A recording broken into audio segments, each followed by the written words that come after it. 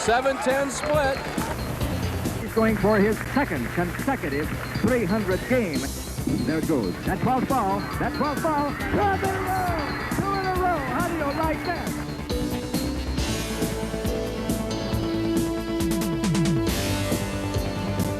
Pete McCordick, bowling immortality within his grasp. One more strike. All right, there it is.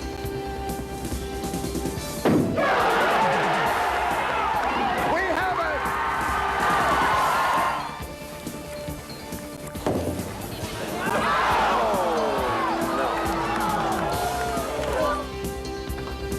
One to go for 100,000 smackers.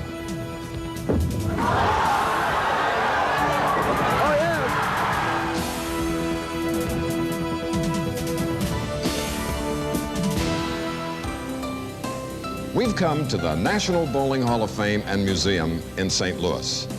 What better place to experience the great events and meet the stars of the game? As you enter, watch out for flying objects. Massive 10 pins float above the visitors, providing an exciting introduction to this action museum. Hello, I'm Chris Schenkel. This is the place where men and women of bowling's elite are still bowling strikes, still striving for perfection. Now, bowling as we know it is called 10 pins, but around the world there are many variations to the game. The ancient game of Dutch 9 pins is still popular today. The game was banned in the colonies due to gambling aspects. To get around that law, they added a 10th pin, 10 pins. In Edinburgh, Scotland, there's a version of the sport that is a lot of fun if you have a stomach for it. In the French game of Espagnole, 8 pins must be brought down by using a ball and a pin together. Duck pins, a game popular on the East Coast, has a 5-inch ball and 10 lively 9-inch pins.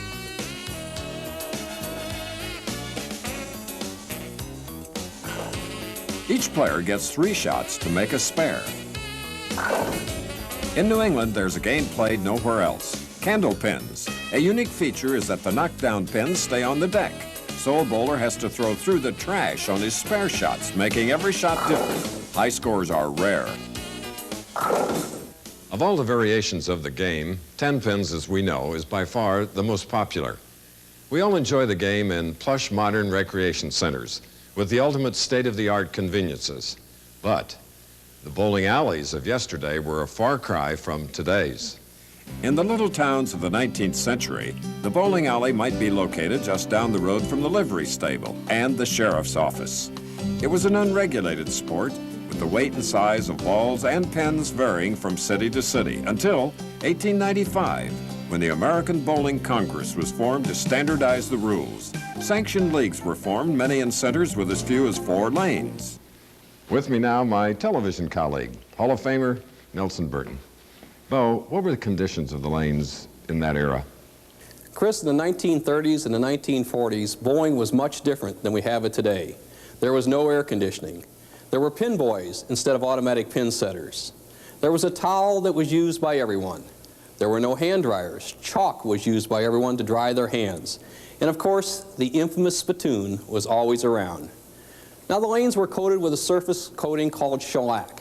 Shellac was very soft, pliable coating, and it grooved or tracked towards the pocket area.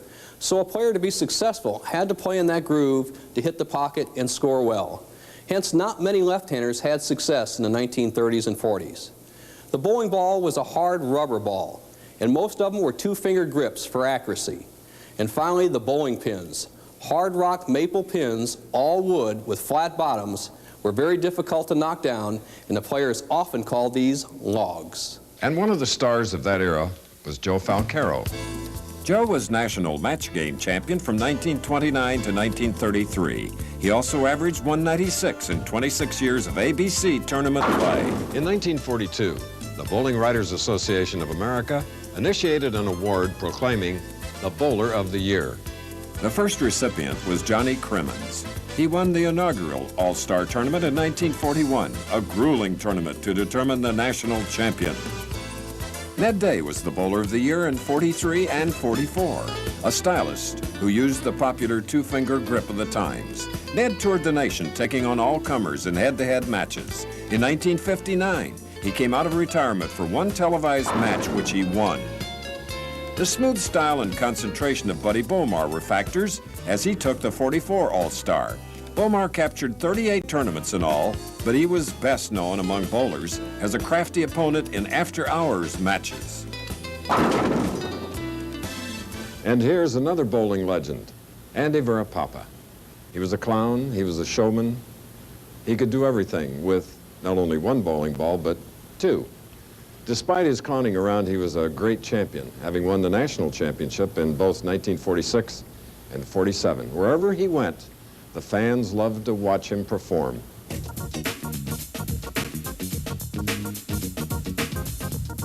Andy, the 1948 Bowler of the Year, loved crowds. Here is the Verapapa formula for making the dreaded 4-6-7-10 split. Of course, it helps to be ambidextrous. Andy wanted the ABC to make this shot legal. Andy called this his drop kick shot because sometimes it dropped into the gutter. Watch the ball roll from the right-hand corner to the left. If you ever get the 4, 7, 8, 9, 10, here's how to make it. This is Andy's carom shot.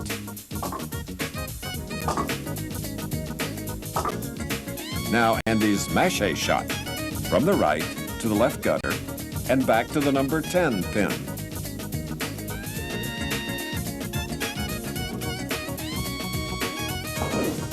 Here's Andy's bank shot. This Andy called the Sunday driver. One ball rolls down the lane at a leisurely pace. Then there's a guy in a hurry to get to the ball game. They both reach their destination. Bowling was Andy's life. I liked bowling, and I started bowling, and I became so enthused on bowling that when I was a butcher boy, when I was at 13 or 14 years old, I used to pick up a piece of ice on the sidewalk and develop rhythm, because I'm intrigued with rhythm in bowling. Nelson Burton Sr., father of my TV partner Bo, was one of the most feared match game opponents of the 1930s and 40s, when competition was on a personal man-to-man basis. Nellie, a fighter, would take on a match at any time of day or night. Well, Ned Day was one of my foremost opponents, but also he was a good friend of mine, and we bowled some doubles matches.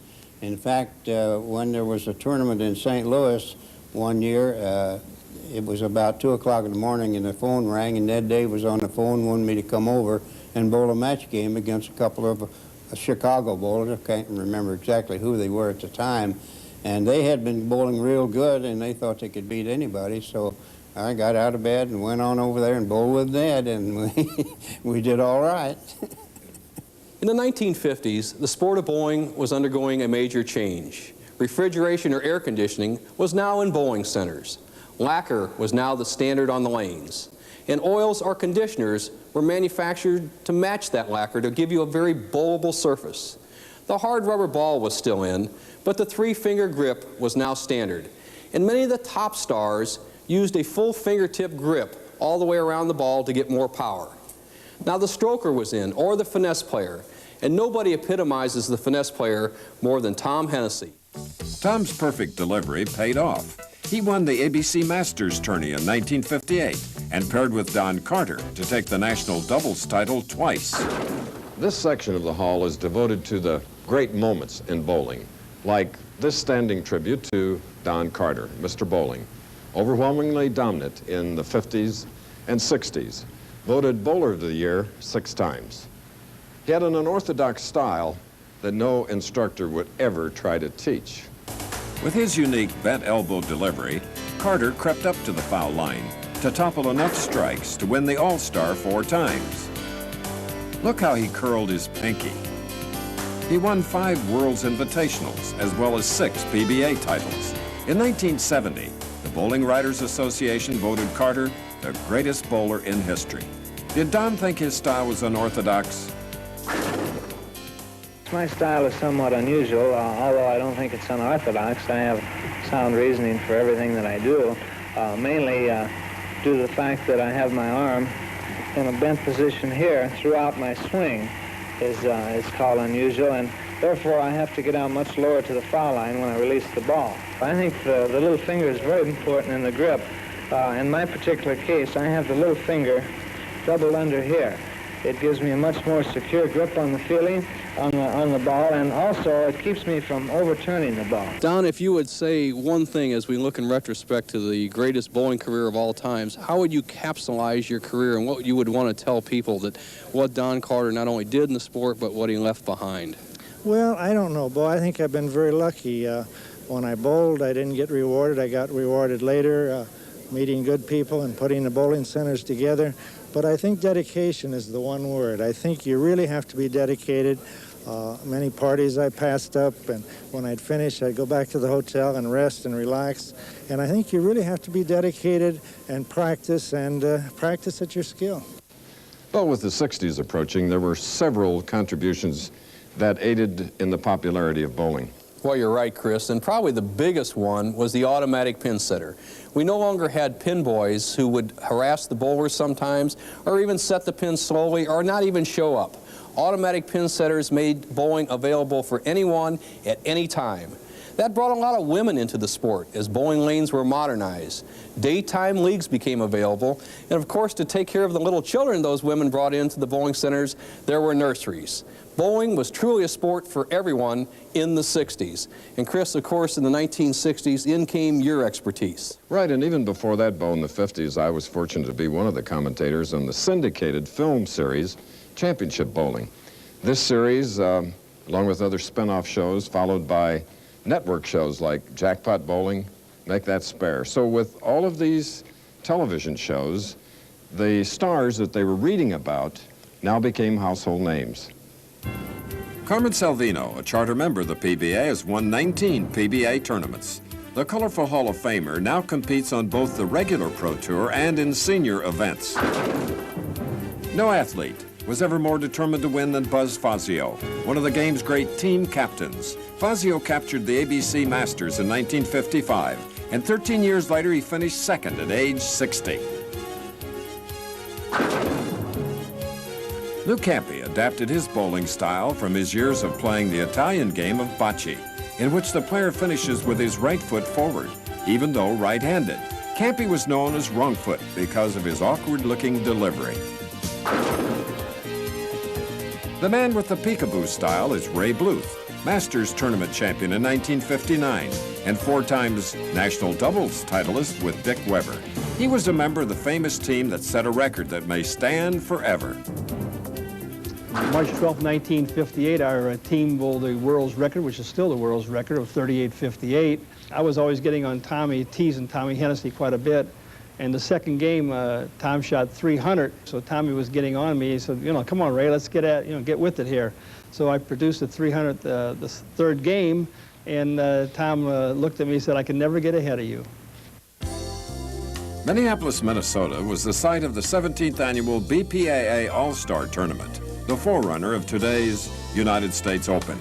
That year, 1958, was a year of many firsts for the event. It was the first time it was moved from its original Chicago home. 24 lanes had to be constructed in the Minneapolis National Guard Armory, a Herculean task. To complicate matters further, they used automatic pin setters for the first time. They too had to be installed. And in another historic first, the finals of the tournament were shown on national television. What a wonderful sight. 24 automatic pin setters setting the pins in unison to kick off the tournament. The only thing that didn't change was the men's winner.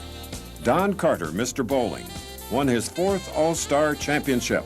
And who was the queen of bowling? Marion Ladewig, 9-time Woman Bowler of the Year. This lovely lady from Grand Rapids, Michigan, won her 8th All-Star crown in 1963 and the 1960 LPBA National Championship. Yes.